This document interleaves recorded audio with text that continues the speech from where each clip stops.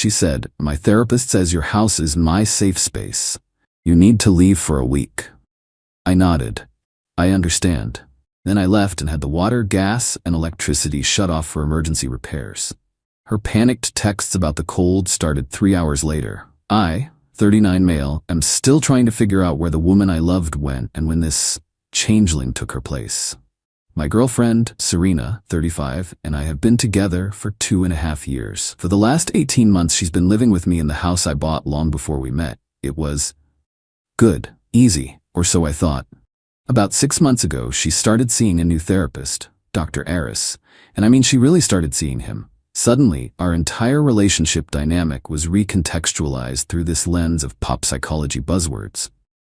If I forgot to take out the recycling, "Mark, you're defaulting on your share of the emotional labor. It makes me feel unseen." If I wanted a quiet night in instead of going to her friend's party, "I'm hearing a lot of avoidant energy from you. My boundaries require me to be around positivity, so I'm going without you." It was exhausting, but I tried to be supportive. "Hey, if this guy is helping you, great. But I was the one paying for it." Literally. Her essential oils consulting business is more of a hobby that loses money. I cover the mortgage, the utilities, the car insurance, the groceries, her phone bill. She transfers me a few $100 here and there when she has a good month. Last night, she sat me down on the couch. She had that serene, beatific smile she gets right before she's about to say something completely unreasonable. "Mark," she said, her voice soft, "I had a major breakthrough with Dr. Aris today." "Oh yeah, that's great, honey. What about?" "About us. About this space." She gestured around my living room. "He agrees with me that for me to truly heal and find my authentic self, I need to establish a truly secure, safe space. A place where my energy isn't being judged or compromised." A cold feeling started in my stomach. "Okay, and what does that mean?" "It means," she said, putting her hand on my knee, "that my therapist says your house is my safe space, and to truly make it mine, you need to leave for a week." I just stared at her. "You want me to leave? My own house?" "Just for a week," she said, as if that made it reasonable. "Dr. Aris says it's crucial. I need to inhabit this space completely, cleanse it of our negative energetic buildup. You leaving is an act of love, Mark. It shows you respect my healing journey." "And where am I supposed to go?" "Trisha's cousin has an Airbnb you could get. Or a hotel. It's only 7 days. It will be good for you too. You can stay somewhere and reflect on your energy, on how you contribute to my anxiety." I looked at her, really looked at her. There wasn't a trace of doubt. She 100% believed this, believed she had the right to evict me from my own home.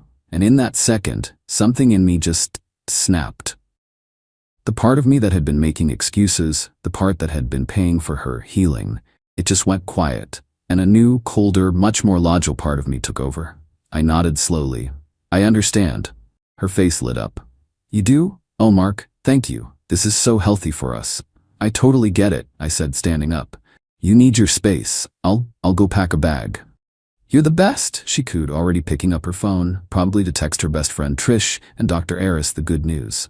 I went upstairs and packed a carry-on. Clothes for a week. My laptop. My important documents from the desk. I walked downstairs, kissed her on the forehead. "All right, the house is all yours. Do your energetic cleansing. I'll see you in a week." "This is going to be so healing," she chirped. I walked out the front door, got in my car, and drove to a nice extended stay hotel about 20 minutes away. Checked in, connected to the Wi-Fi, and got to work. First, I called the gas company. I used the automated system. Report a hazard. I reported a strong smell of rotten eggs in the basement near the furnace. They, as required by law, scheduled an immediate emergency shutoff. Second, I called the water company. "I'm the homeowner. I need an emergency shutoff. I have a major internal pipe burst." "Yes, right now. I'll handle the plumber. You just kill the main." Third, I logged into my electrical provider's website. I'm the account holder.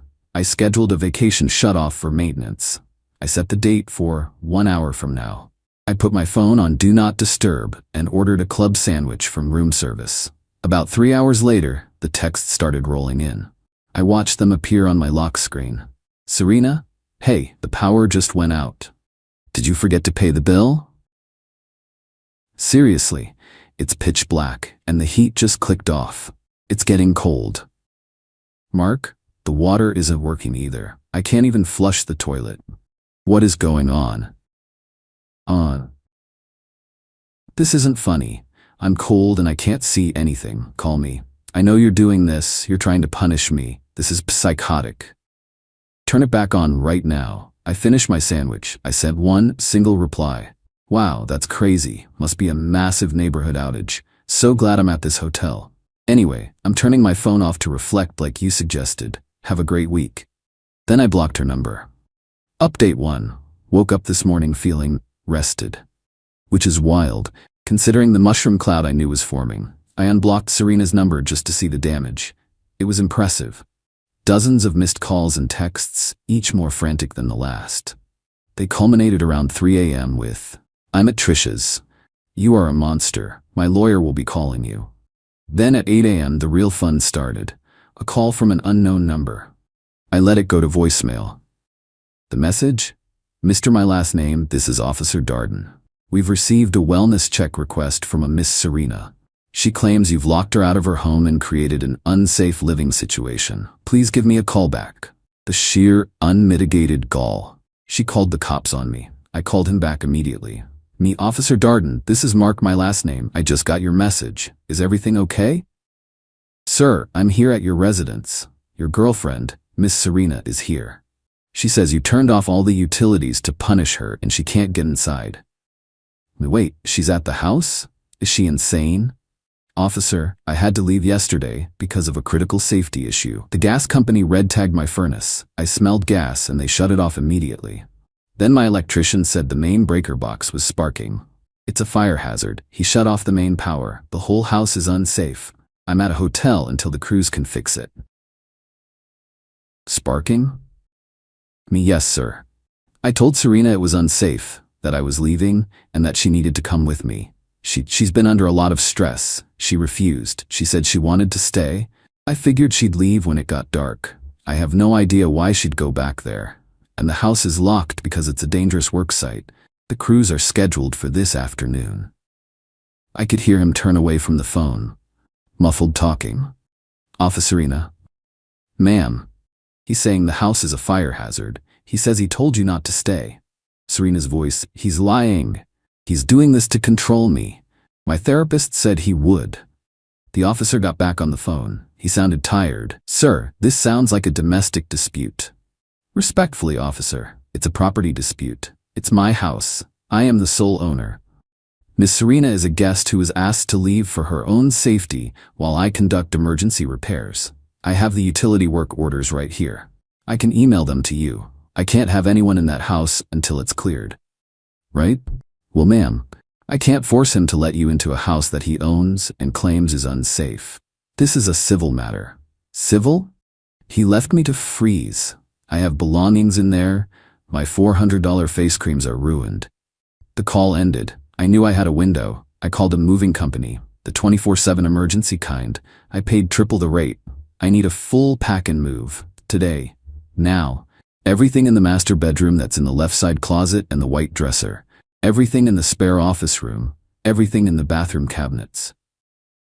They were there in 2 hours. I met them, let them in. The house was indeed cold and dark. While they worked, I called a locksmith and a security company. By 4 p.m., all of Serena's belongings, every last essential oil, every yoga mat, every live, laugh, love sign, were professionally packed.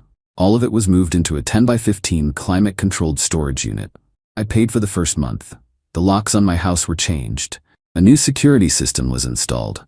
I sat in my warm, repaired house. The gas was on. The lights were on. The water was running. Amazing how fast emergency repairs get done when you're the one fixing them. Then I composed a text to Serena. "Me, Serena, the police contacted me. I'm glad you're safe at Trisha's. The repair crews came today, but they found a lot of problems. The wiring is a mess. It's going to be a long-term project. The house is unlivable. Me, since this situation is so stressful, and you've mentioned my energy is so toxic, I've decided to respect your healing journey by giving you the ultimate safe space, your own. I've had all of your belongings professionally moved to a secure, climate-controlled storage unit. Here is the address, the unit number, and the key code. I've paid for the first month to give you time to figure out your next steps. Me. This relationship is over. You tried to evict me from my own home using therapy speak as a weapon. You called the police and lied about me. You are no longer welcome on my property. Any attempt to come here will be considered trespassing. Goodbye. I blocked her. Then I blocked Trish. Then I ordered a pizza. The real war I knew was just beginning. Update 2. The 2 weeks since StorageGate have been a masterclass in entitlement. I'd barely finished my pizza when the new offensive began. They couldn't reach my phone, so they went for my email. The first volley came from Trish. Subject: You are a sick man.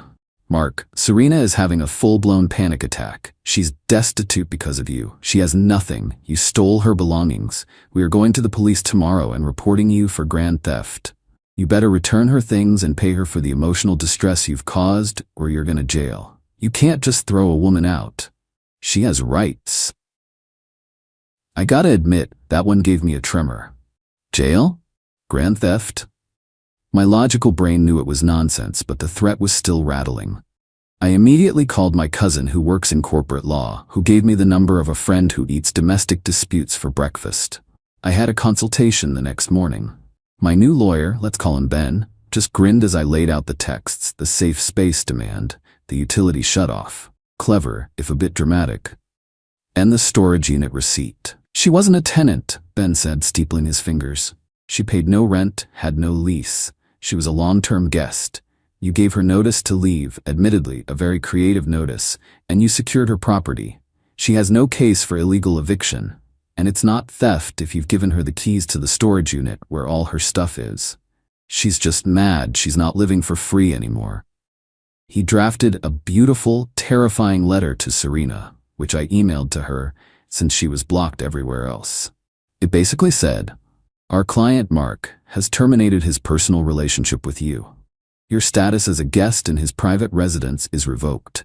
Your personal property has been secured at storage facility address, with 1 month's rent paid as a courtesy. Any attempt to contact our client, his family, or his place of employment will be viewed as harassment. Any attempt to enter his property will result in immediate prosecution for criminal trespass." This was the best part. We have copies of your texts demanding he vacate his own home, which show a clear intent to seize control of the property. We are confident a judge will see this as you acting in bad faith. That same afternoon, I got a whimpering email from Serena. The bravado was gone. "Mark, please. I can't afford that storage unit. I can't find my green ceramic tray, the one my aunt gave me. Did you throw it away? It was precious. And I need money. You can't just cut me off. I have no income. How am I supposed to live? Dr. Eris says this is financial abuse." Dr. Eris, the puppet master. This therapist was the root of all this. I'd been paying his invoices. I still had them. I did a little digging. Dr. Eris was not a doctor. He wasn't an LCSW, not an MFT, not a psychologist. He was a certified spiritual counselor who got his certification from an online weekend webinar. And that green ceramic tray? I knew exactly which one she meant. It was an ugly, lopsided thing she kept on her nightstand for her energy crystals. I hadn't seen it when the movers were packing. I went to check the bedroom. There, tucked behind the nightstand, was the tray. And under it, a small, folded receipt. It was from a men's cologne brand. A very expensive one, a brand I don't wear. The charge date was from 3 weeks ago. Suddenly, the safe space demand made a whole new kind of sense. The week I was supposed to be gone, the cleansing of my energy. She wasn't just trying to evict me, she was planning to replace me. My blood went from cold to boiling. This wasn't just entitlement anymore, this was a planned cuckolding. So I took a new step. I found the Dr. Eris Spiritual Guidance business page. I found his professional email, and I sent him a little message. Subject: invoice question and a lost item. "Hello Dr. Eris, you've been treating my now ex-girlfriend Serena. I've been paying your invoices. I'm writing because I believe there's been a mistake. Your counseling seems to have crossed a line from therapy into encouraging a hostile takeover of my home. Also, your friend, Serena, left something here. A receipt for cologne, and this ugly green tray. I have a new security system with cameras. I'm very interested to see if a spiritual guide has been making house calls. My lawyer Ben is also very interested. I expect you to handle this. And by handle this, I mean you need to make sure I never hear from Serena again. No legal threats, no emails, nothing. Or we'll all find out just how holistic your practice really is. I attached a photo of the receipt in the tray. I didn't expect a reply. I was wrong. Final update. The silence was, as they say, deafening. For about 48 hours. I was at my desk trying to untangle a code migration when my personal cell rang. It was Ben, my lawyer. Mark, you're not going to believe this. Oh God, what now? I just got a call, not from Serena's lawyer, from a lawyer representing a Mr. Eris, the therapist. My heart hammered. And Mr. Eris would like to resolve this amicably. His lawyer said his client is deeply concerned about Serena's instability and potential for misinterpretation of his guidance. Misinterpretation. Right, get this. Mr. Eris is generously offering to pay for Serena's storage unit for 1 full year. And he's offering you $5,000 for your trouble and emotional distress in exchange for you signing a non-disclosure agreement about him and his practice.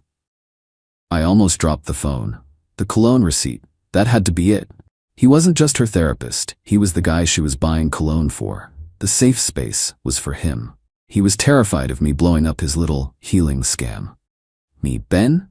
Counteroffer. I don't want his $5,000. It feels dirty. Tell him I'll sign the NDA on one condition. Ben, I'm listening. I want a formal, notarized letter from Serena.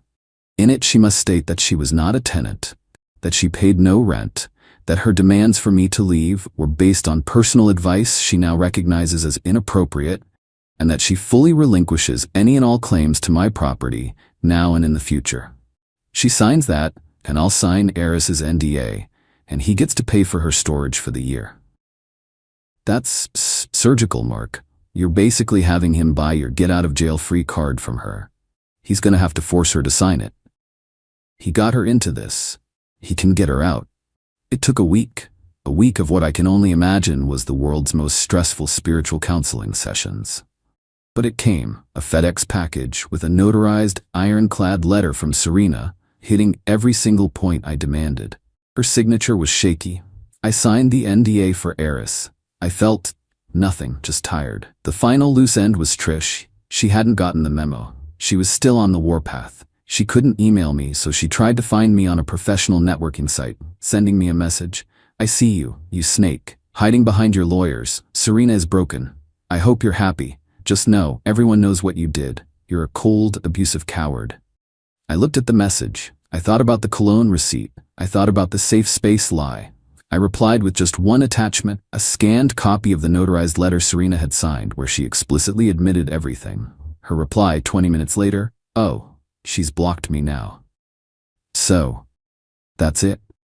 It's over. I'm out thousands for Ben's time, for the movers, for the locksmiths, for the security system. My house feels empty. I'm constantly checking the new security cameras.